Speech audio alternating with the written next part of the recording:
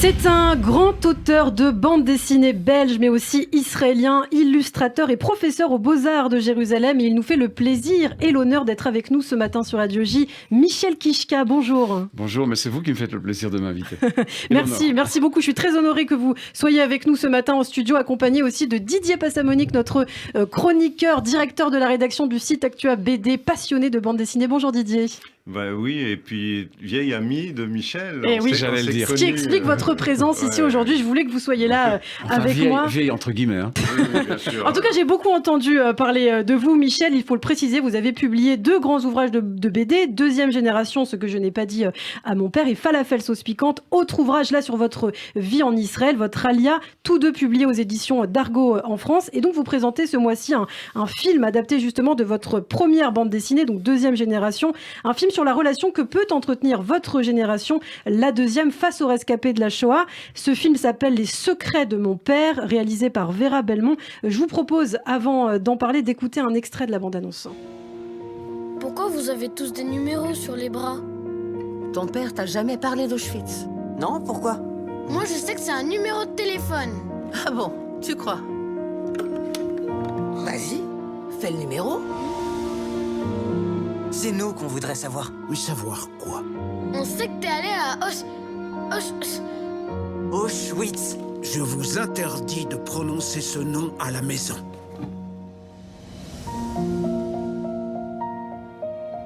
Viens voir. Court extrait donc de cette bande-annonce, Les secrets de mon père. Alors une première question, Michel, d'abord, pourquoi l'adaptation de cette BD en film d'animation? Est-ce que c'était votre désir ou on vous l'a proposé? C'est Vera Belmont, quand elle a lu la bande dessinée l'année de sa sortie, qui a tout de suite contacté Dargo et a dit « ça, je veux l'adapter en dessin animé ». Dargo m'a dit « qu'est-ce que tu en penses ?» Et j'ai été tellement surpris. Ouais. Ça se passait tellement vite. C'était mon premier livre et déjà, quelqu'un veut l'adapter. Je ne connaissais pas encore Vera et j'ai tout de suite dit oui. J'ai tout de suite dit oui parce que j'étais trop curieux, j'étais trop content et parce que je savais que Art Spiegelman avait dit non pour l'adaptation de Mars. J'ai dit, il n'a pas voulu, alors moi je voudrais. Didier, vous souhaitez intervenir? Alors, Vera, qui n'avait jamais fait de dessin animé, exact. Qui est une grande réalisatrice, une grande productrice. Elle a produit Yves Boisset, Marcel Carnet, André Téchiné, très très grande femme, très grande personnalité du cinéma français. Et c'est très réussi, réussi, très émouvant. Ouais. Alors on apprend beaucoup de choses dans ce film autobiographique qui sortira le 21 septembre prochain au cinéma, mais qu'on a eu le privilège de voir en avant-première avec Didier, sur votre vie en Belgique, la relation avec vos parents, vos frères et sœurs, mais surtout votre père, Henri Kichka, qui reste muet finalement sur l'histoire qu'il a vécue à Auschwitz, en tout cas envers ses enfants, et vous découvrez donc son histoire en fait par vous-même. Voilà, vous savez, d'abord c'est important de dire que le film est une adaptation libre du livre.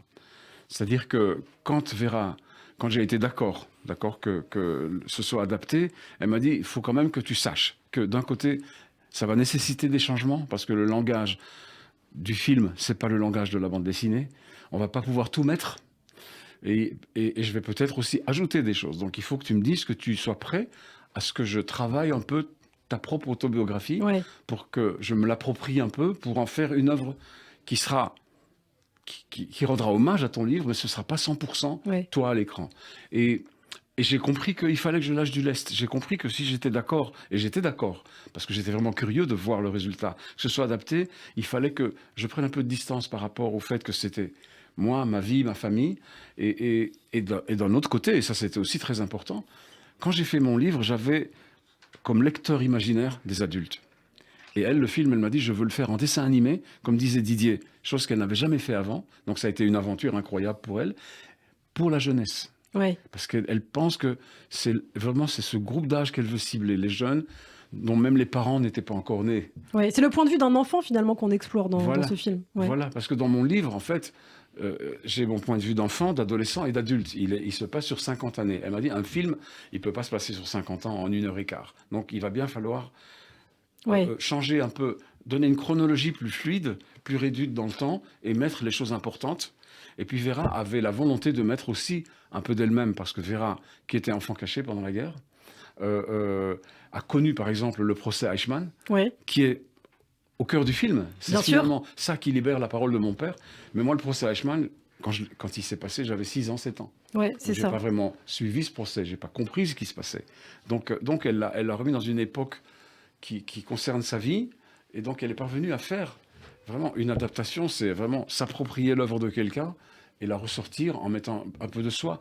Et j'ai laissé faire Vera et Valérie Zenati, sachant aussi qu'elles sont et scénaristes et cinéastes. Ce sont deux métiers que moi, je ne suis pas. Alors, vous parliez du procès Eichmann. Je vais vous donner la parole dans un instant, Didier. Mais pour revenir justement à la relation avec votre père, cet épisode de l'histoire, ça a été un déclic finalement pour votre papa qui a commencé à témoigner aussi beaucoup plus souvent. Mais à vous, il se taisait, il ne disait toujours pas ce qu'il avait vécu. Et comment vous l'avez vécu? Est-ce qu'avec le temps, vous avez compris pourquoi il l'avait fait? Écoutez, dans la réalité, c'est pas le procès Eichmann qui a été le déclic de la parole. Dans le film, oui. Parce que le film se passe dans les années 60. Mon père a parlé à la fin des années 80. Ouais. Donc voilà, c'est un des secrets de l'adaptation. C'est que ce qui s'est passé dans la réalité, on le met à un autre moment dans l'histoire pour que ce soit cohérent dans le film. Donc ça, c'est la première chose. Et deuxièmement, il y a quelque chose d'autre que je ne peux pas dire, qui est dans le livre, qui a Bien sûr. déclenché la parole de mon père, mais qui n'est pas dans le film parce que c'était pas montrable à des jeunes. Et donc c'est pour ça qu'ils ont choisi, Vera et Valérie, tous ces détours pour pouvoir vraiment adapter ça à des jeunes, pour que ce soit compréhensible et leur faire découvrir, par exemple, des archives Ouais. du procès Eichmann, Ouais. qu'ils n'avaient peut-être jamais vu. Dans ce moment, dans le film, il est très très fort. Ouais. Et parce que le film, en fait, il ne parle pas de la Shoah. Il parle de nous, la deuxième génération, et nous, on est nés après. Et comment vous l'avez vécu? Alors, Didier, vous souhaitiez réagir? Oui, l'adaptation a été faite donc par Valérie Zenati, qui n'est pas n'importe qui, c'est la traductrice de Aaron Appelfeld. C'est une grande réalisatrice, très très bonne écrivaine. Et puis la réalisation aussi, c'est Marc Jousset, c'est pas n'importe qui aussi, c'est le réalisateur de Persépolis, Ah oui, du de Marjane du Satrapi. Jour des Corneilles, d'Avril et le Mont-Truquet. Ce sont des gens qui ont tous eu des Césars. C'est un casting absolument impressionnant au niveau de la production. Alors là, je ne pouvais pas être dans de meilleures mains. Vraiment, je ne savais pas. Je connaissais ni Vera, ni Je suis bien content. C'est la société d'animation de Marc Jousset. Et quand j'ai commencé à découvrir le travail qu'il faisait, je me suis dit, quelle chance j'ai. Ouais. Comme j'ai bien fait d'accepter, et quelle chance j'ai. Alors, vous l'avez dit, ça parle de la deuxième génération, donc celle des enfants, des survivants de la Shoah. Je suis la revanche sur Adolf Hitler, c'est ce qu'on peut vous entendre dire, en tout cas le petit Michel qui vous représente dans ce film. Est-ce que vous avez vraiment dit ça, Michel? D'abord, c'est mon père qui le disait. Ouais. Il m'a dit, un jour, quand je lui ai apporté un beau bulletin de l'école, il m'a dit, je suis fier de toi, tu es ma revanche sur Hitler. Et je n'avais aucune idée de ce que ça voulait dire. Mais je trouve que c'est une tellement belle phrase. Et en fait, je l'ai entendu de plein d'autres survivants. Ouais. Je l'ai entendu de plein de gens de ma génération qui m'ont dit que leurs parents, comme les miens d'ailleurs, chaque fois qu'il y avait une naissance dans la famille, des petits-enfants, des arrière-petits-enfants, c'est ma énième victoire sur les nazis. C'est ma énième revanche sur Hitler. C'est comme ça que mon père annonçait des beaux dans le journal de la communauté juive de Belgique. Voilà, j'ai eu mon 17e petit-fils au kibbutz, 17e revanche sur Hitler. C'est comme ça qu'il le voit, et on ne peut pas le reprocher. Alors, un papa souvent absent et en colère, en tout cas, c'est ce qu'on ressent dans ce film, cette profonde tristesse d'avoir perdu aussi les siens. Et je crois que vous l'avez ressenti vous-même, vous faisiez des cauchemars quand vous étiez petit par rapport à la Shoah? Ça m'est arrivé. Ouais. Ça m'est arrivé parce qu'étant donné qu'on ne nous racontait rien, mais on racontait rien dans quasiment toutes les familles. Ou alors il y a des familles où on racontait tellement que ça a aussi beaucoup traumatisé les enfants. Dans les deux cas, c'était pas bon. Ouais, Dans c'est les ça. deux cas, il valait mieux ne pas en parler ni en parler. Et d'un autre côté, moi, là, j'étais curieux, donc je savais que mon père avait quelques livres sur la Shoah, il n'y en avait pas beaucoup dans les années 60. C'était pas comme aujourd'hui. Et j'ouvrais, je regardais les photos à la recherche de mon père, à la recherche de son histoire. Ouais, c'est ce qu'on peut voir dans le Mais film. c'était d'ailleurs. toujours en cachette. C'était quand il n'était pas dans la pièce. Si je savais qu'il était en bas au magasin, je sortais un livre et je le gardais et je le cherchais. Ouais. Donc en fait, j'ai vu des images de la Shoah qui ont été faites après, à la Libération. Personne ne faisait des selfies dans les camps. Et elles me revenaient dans des rêves des fois. Et j'ai eu des cauchemars, mais je ne faisais pas des cauchemars toutes les nuits. Bien sûr. Mais je pensais que dans le livre, c'était important, dans l'introduction du livre, dans les quelques premières pages, que je raconte mes cauchemars et aussi mes bons rêves. Et dans un de mes bons rêves, mon père a mis Hitler en prison et il va recevoir la prime de 6 millions de dollars.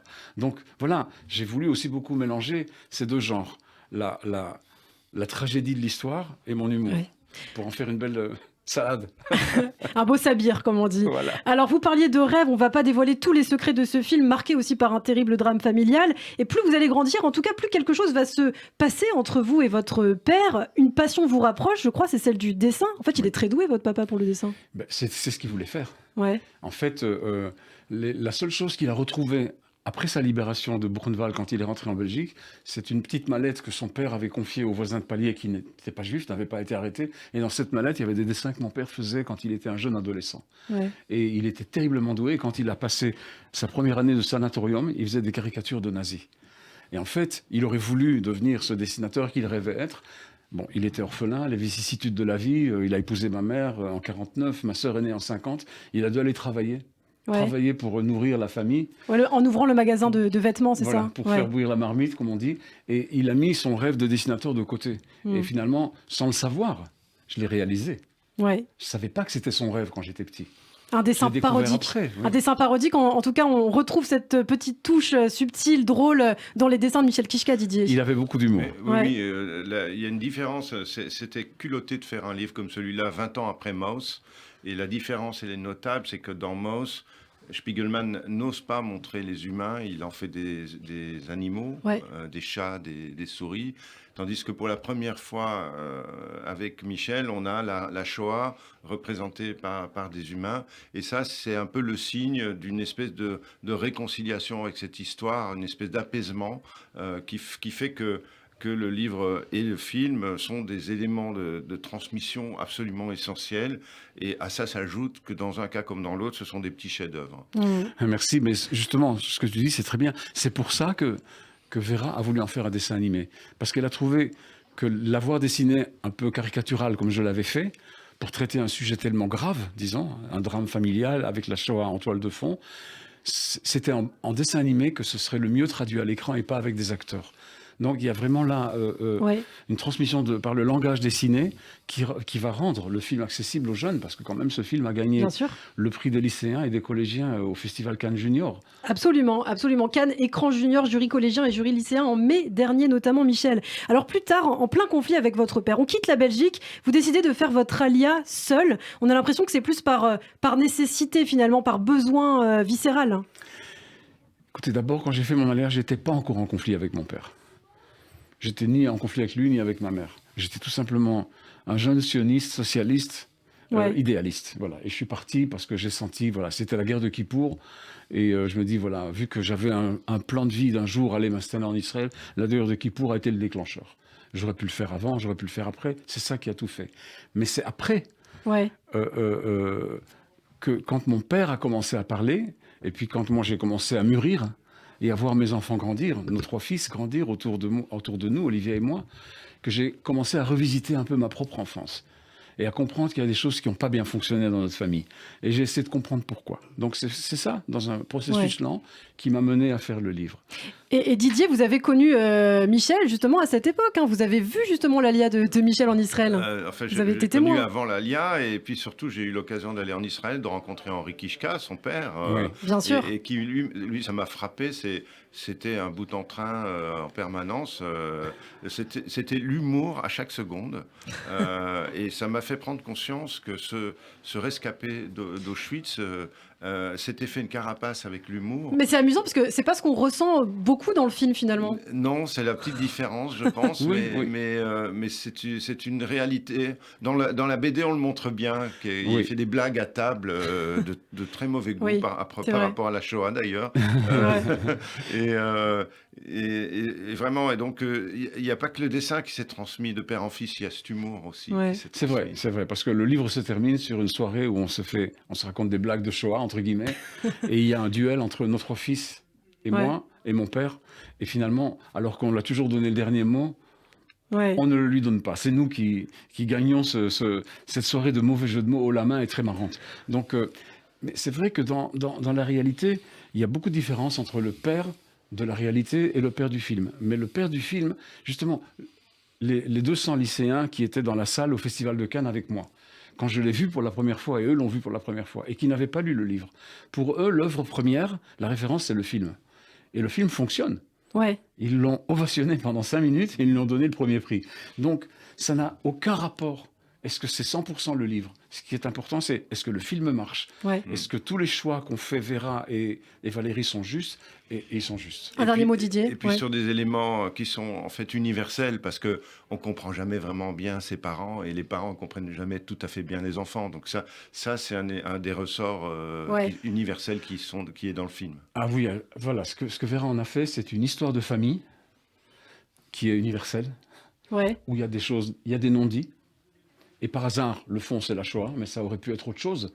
Mais en tout cas, c'est l'histoire de famille, et c'est pour ça que je pense que les jeunes qui voient ce film s'identifient absolument à mon petit frère et à moi. Ouais. Parce qu'eux aussi, ils ont des parents. Eux aussi, ils leur cachent des secrets. Et j'ai aussi ma grande sœur qui est en conflit avec ma Oui. mère. Donc Qu'on tout voit- ça, ouais, c'est vrai. toute cette vie de famille intense comme ça, dans lesquelles il y a des moments d'harmonie, mais surtout aussi des moments de tension, c'est l'histoire de toutes les familles On du peut monde. s'y retrouver, Et c'est ouais. ça qu'il n'y a pas dans mon livre, et c'est ça qu'il y a dans le film. Ça, c'est justement un excellent pari qu'elles ont fait. Eh bien, merci beaucoup, Michel Kichka, d'avoir été avec nous ce matin sur Radio J. Merci Didier Passamonique. Un bel hommage, en tout cas, rendu à votre père, Henri Kichka, qui nous a quittés en 2020. Les secrets de mon père. Donc, vous l'avez dit, qui a déjà reçu les 2 prix Cannes Écran Junior, jury collégien et jury lycéen en mai dernier. Et Michel, j'ajoute qu'on peut vous retrouver vos illustrations, notamment sur votre bloc-notes, votre site internet kichka.com. Vous réagissez souvent à l'actualité. Ça vous inspire, l'actu? Je suis dessinateur de presse aussi. Et il faut rappeler que le film sort en salle en France le 21 septembre. Bien sûr. Et je voudrais juste remercier, il y a 4 femmes qui sont des anges que j'ai autour de moi. Allez-y. Il y a ma femme Olivia, il y a Gisèle Dehaene, mon éditrice à Dargaud, qui a adopté mon projet quand je lui ai apporté à l'état embryonnaire, et Vera et Valérie. Donc j'ai vraiment des bonnes âmes qui m'entourent et qui me font progresser dans la vie en tant qu'artiste. Eh bien, merci beaucoup, Michel Kichka, d'avoir été avec nous ce matin sur Radio J. Merci, Didier Passamonique. J'ajoute qu'on vous retrouvera dès demain, puisqu'on retrouve Didier du lundi au jeudi à 8h50 pour notre chronique La Diaspora des Bulles. Et on parle de toutes les sorties BD, et notamment de ceux que vous avez formés. Ou Riffing, notamment, on en a déjà parlé. On a parlé aussi de Routou Modane, que vous avez formé. Mon ancienne étudiante, tellement douée. Et puis, bon, je lis je reçois le newsletter d'Actua BD que je lis toutes les semaines. J'apprends tout. Grâce à Didier. Grâce à Didier Passamonique. Merci beaucoup, les amis, et à très bientôt sur Radio J. À bientôt. Merci, et Shana Tova.